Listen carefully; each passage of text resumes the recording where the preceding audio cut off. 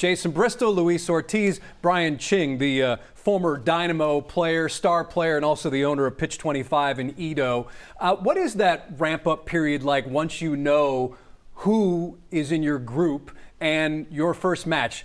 How intense is the scouting, or is it one of those things that it builds as you get closer and closer to the match? Yeah, it definitely builds, right? Because we're still 6 months away from the actual games being played, so a lot can happen, right? A lot of, half the season in Europe still going on. MLS just ended their season, so there's a lot of games to be played, so there are a lot of things that can happen. But, having said that, there's so much anticipation and just anxiousness to finding out who you're going to play, who you're finally going to get up against. And then, for the players, I don't think you really think about it as much as the coaching staff. Gotcha. And as soon as we find out who we're playing, I'm sure that coaching staff is going to be all over these teams, right? Like, looking at past games, looking at who they're playing coming up. I mean, if you look at the U.S. schedule coming up before the World Cup, Yep. We're going to be playing some serious games. We're going to play against Germany. I think that'll be our last game before we go to the World Cup. We're going to play against Portugal.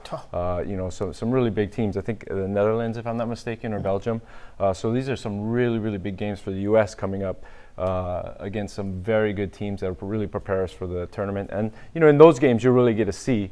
And I'm sure the teams that we're playing against are going to have schedules that we get to watch them as well. Yeah, and so part of that challenge now, after this, the next 6 months, is that the national teams don't have that many games to get ready for all the players to come together and really unite and work on their chemistry and just work on everything as a team. Because remember, they're all playing with their clubs, right, during their season. So there's that. Also, head coaches are crossing their fingers. No injuries. Yes. No injuries. Remember, you talked about Egypt earlier and Mohamed Salah. He missed one of the World Cups. I can't remember if it was the past one or 2018, but during Champions League game with Liverpool, he got injured and then he wasn't able to play in the World Cup. That was 2018. So that you're hoping for no injuries, and then hopefully everybody comes in form and ready to play. As a player, do you feel that pressure of, man, I cannot get hurt because I've got this big, massive event coming up? Yeah, a lot of times you think about that before you go into the games, Yeah. and then when you get in the games, it's like, you're going for it. But, it is definitely always in the back of players' minds. And, if you look at it, these players are playing so many games now, right? They started, a lot of them went through the Copa and the Euros last summer. And then now they're going through their full season, and then they're going right into the World Cup. So there's not a lot of break. Yeah. And this is at the end of a very, very long season for a lot of these guys. So, coaches have to manage them, they have to manage themselves.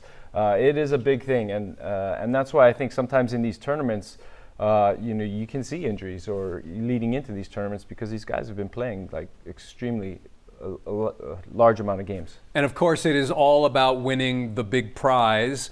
Luis mentioned some favorites earlier in the broadcast. So when you look at the 4 pots, I imagine pot 1 is where you're ultimately going to land because of obviously the top teams are there. But Right. Which one is your favorite? And I suppose you have some dark horses.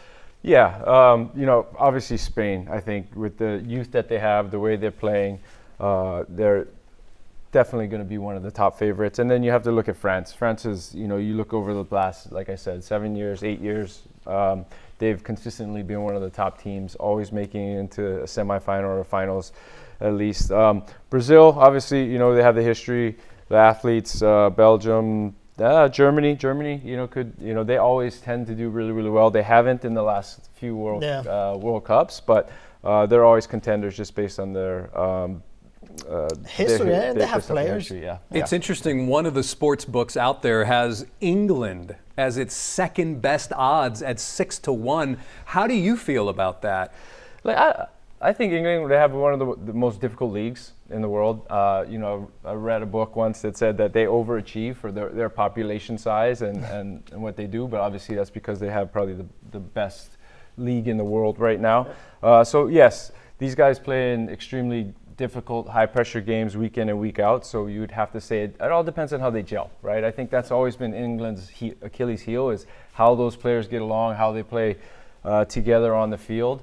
But they do have the names and they do have the talent to potentially. I don't know, but I don't think they'll win it. But That's why they play the games. Yes, this is true. Yeah, is there, out of all these teams right now, is there a Cinderella story? One of the teams that you say, okay, this team is the one that Oh, No, you know, nicely it's done. the hopeful pick, right? Obviously, I think, you know, the U.S., I love our team. We were the youngest team in the World Cup last year.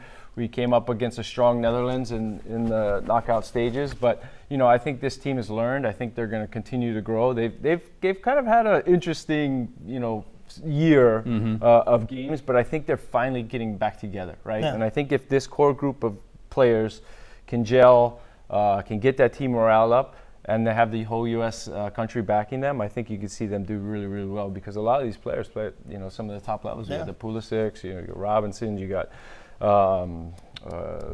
Weah, you know, you got plenty of guys. yeah, Serginho. Reina. So, you know, I'm really excited about it. It's probably one of our most athletic teams ever, and technical. So, you know, I would love to see these guys go on an excellent run. What do you think of the job that Pochettino has done, and how much of a difference can the coach make during the games?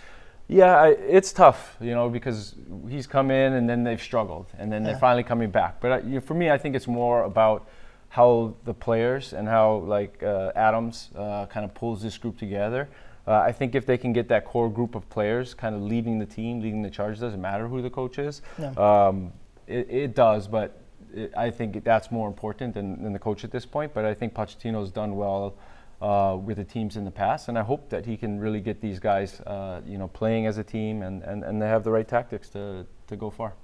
The last time the World Cup was on U.S. soil, the U.S. men's national team ended up in the round of 16 before losing to the eventual champion Brazil. So those are Brian's picks. That's what we're working on here as we await the draw.